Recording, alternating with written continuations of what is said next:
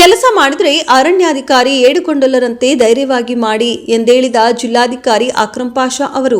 ಹೌದು, ಕೋಲಾರ ಜಿಲ್ಲೆಯ ಡಿಎಫ್ಒ ಏಡುಕೊಂಡಲು ಅವರ ಕೆಲಸವನ್ನ ಶ್ಲಾಘಿಸಿದ ಜಿಲ್ಲಾಧಿಕಾರಿ ಅಕ್ರಂ ಪಾಷಾ ಅವರು ಕೋಲಾರ ನಗರದ ಹೊರವಲಯದಲ್ಲಿರುವ ಗಾಜಲದಿನ್ನೆ ಅರಣ್ಯ ವಿಭಾಗೀಯ ಕಚೇರಿಯ ಆವರಣದಲ್ಲಿ ನಡೆದ ರಾಷ್ಟ್ರೀಯ ಅರಣ್ಯ ಹುತಾತ್ಮರ ದಿನಾಚರಣೆ ಕಾರ್ಯಕ್ರಮದಲ್ಲಿ ಮಾತನಾಡಿದ ಜಿಲ್ಲಾಧಿಕಾರಿ ಅಕ್ರಂ ಪಾಷಾ ಅವರು ಸ್ಥಳೀಯ ಡಿಎಫ್ಒ ಏಡುಕೊಂಡಲು ಅವರ ಕೆಲಸವನ್ನ ಶ್ಲಾಘಿಸಿದರು.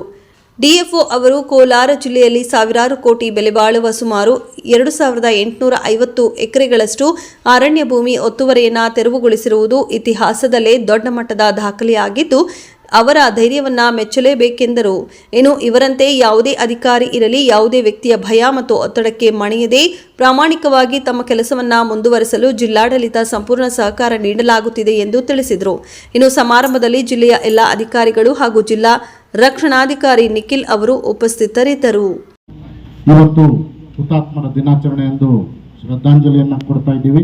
ಮತ್ತೊಮ್ಮೆ ನನ್ನ ನಮನಗಳು. ನಮ್ಮ ಕೋಲಾರ ಜಿಲ್ಲೆಗೆ ನಾವು ಹೇಳಬೇಕಂದ್ರೆ ಏಡುಕೊಂಡಲವರು ನಾನು ಬಂದಾಗಿಂದ ಅವರು ಇಲ್ಲಿ ಎಂಥ ಕೆಲಸವನ್ನು ಮಾಡ್ತಾ ಇದ್ದಾರೆ ಅಂದರೆ, ಒಂದು ದಿವಸ ನಾನು ಅವರು ಚರ್ಚೆ ಮಾಡ್ತಾ ಇದ್ವಿ. ಒಂದು ಚಿಕ್ಕ ವಿಡಿಯೋ ಬಂತು. ಕೋರ್ಟ್ ಆದೇಶ ಆದರೂ ಸಹ ಅರಣ್ಯ ಒತ್ತುವರಿಯನ್ನ ಬಿಡಿಸ್ತಾ ಇಲ್ಲ ಅಂತ. ತಕ್ಷಣ ನಾನು ಏಡುಕೊಂಡವರಿಗೆ ಫಾರ್ವರ್ಡ್ ಮಾಡಿದೆ. ಅಷ್ಟೇ, ನಾನು ಮತ್ತೆ ಜಾಸ್ತಿ ಚರ್ಚೆ ಮಾಡಲಿಲ್ಲ, ಹೇಳಲಿಲ್ಲ, ಏನೂ ಇಲ್ಲ. ಅದಾದ ನಂತರ ಅವರು ಯಾವ ರೀತಿ ಪ್ಲಾನ್ ಮಾಡಿದ್ರು, ಯಾವ ರೀತಿ ಎಕ್ಸಿಕ್ಯೂಟ್ ಮಾಡಿದ್ರು, ಅದು ಇಡೀ ದೇಶದಲ್ಲಿ ನಮ್ಮ ಭಾರತದಲ್ಲಿಯೇ ಇಂಥ ಆಗದೇ ಇರುವಂಥ ಕೆಲಸವನ್ನು ಕೋಲಾರದಲ್ಲಿ ಏಡುಕೊಂಡಲು ಅವರು ಮಾಡಿ ತೋರಿಸಿದ್ದಾರೆ. ನಾವು ಮ್ಯಾಕ್ಸಿಮಮ್ ರೆವಿನ್ಯೂ ಇಲಾಖೆ ಇರ್ಬೋದು ಅಥವಾ ಬೇರೆ ಇಲಾಖೆ ನೋಡಿದ್ದೀನಿ, 2 ಎಕರೆ 3 ಎಕರೆ ಬಿಡಿಸ್ಬೇಕಂದ್ರೆ ಹರಸಾಹಸ ಪಡ್ತೀವಿ. ದೊಡ್ಡ ನಾಟಕ ನಡೆಯುತ್ತೆ, ಸ್ಟೇಜಲ್ಲಿ ಅದನ್ನು ಬಿಂಬಿಸ್ತಾರೆ. ಆದರೆ ಏಡುಕೊಂಡಲವರು ಇವತ್ತು ನಮ್ಮ ಕೋಲಾರ ಜಿಲ್ಲೆಯಲ್ಲಿ ಸುಮಾರು 2850 ಎಕರೆಗಳಷ್ಟು ಎನ್ಕ್ರೋಚ್ಮೆಂಟ್ ಅನ್ನು, ಫಾರೆಸ್ಟ್ ಎನ್ಕ್ರೋಚ್ಮೆಂಟ್ ಅನ್ನು ರಿಮೂವ್ ಮಾಡಿದ್ದಾರೆ. ಇದು ಇಡೀ ಭಾರತದ ಇತಿಹಾಸದಲ್ಲಿ ಇಷ್ಟು ದೊಡ್ಡ ಪ್ರಮಾಣದಲ್ಲಿ ಆಗಿರೋದು ಇದೊಂದೇ. ಅದಕ್ಕೆ ನಾ ಹೇಳ್ತಾ ಇದ್ದೀನಿ, ಅವರಿಗೆ ಪದ್ಮಶ್ರೀ ಪ್ರಶಸ್ತಿ ಕೊಟ್ಟರು ಸಾಲದು ಅಂತ. ಡೆಫಿನೆಟ್ ಆಗಿ ಅಷ್ಟು ಒಳ್ಳೆ ಕೆಲಸವನ್ನ ಮಾಡಿದ್ದಾರೆ.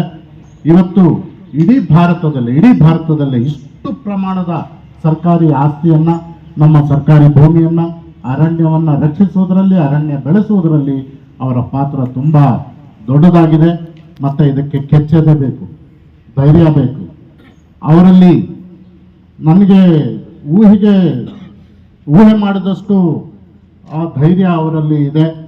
ಅವರು ಯಾರಿಗೂ ಭಯ ಪಡದೆ, ಯಾವುದೇ ಒತ್ತಡಕ್ಕೆ ಮಣಿಯದೆ, ಮೇಲಧಿಕಾರಿಗಳನ್ನು ಕನ್ವಿನ್ಸ್ ಮಾಡಿ ಕೋರ್ಟ್ಗಳಲ್ಲಿ ಎಷ್ಟು ಅವ್ರ ವಿರುದ್ಧ ಕೇಸ್ಗಳನ್ನು ಹಾಕಿದ್ದಾರೆ, ಎಷ್ಟು ಕಂಟೆಂಪ್ಟ್ಗಳು ನಡೀತಾ ಇದೆ, ಆದರೂ ಎದೆಗುಂದದೆ ಅವರು ಕೆಲಸವನ್ನು ಮಾಡ್ತಾ ಹೋಗ್ತಾ ಇದ್ದಾರೆ.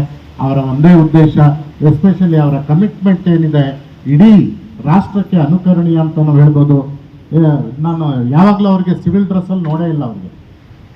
ಅವ್ರು ಯಾವಾಗಲೂ ಈ ಒಂದು ಯೂನಿಫಾರ್ಮನ್ನು, ಫಾರೆಸ್ಟ್ ರಿಲೇಟೆಡ್ ಒಂದು ಯೂನಿಫಾರ್ಮನ್ನು ಹಾಕ್ಕೊಂಡಿದ್ದಾರೆ. ಅದು ಅವರ ಕಮಿಟ್ಮೆಂಟ್ ತೋರಿಸುತ್ತೆ.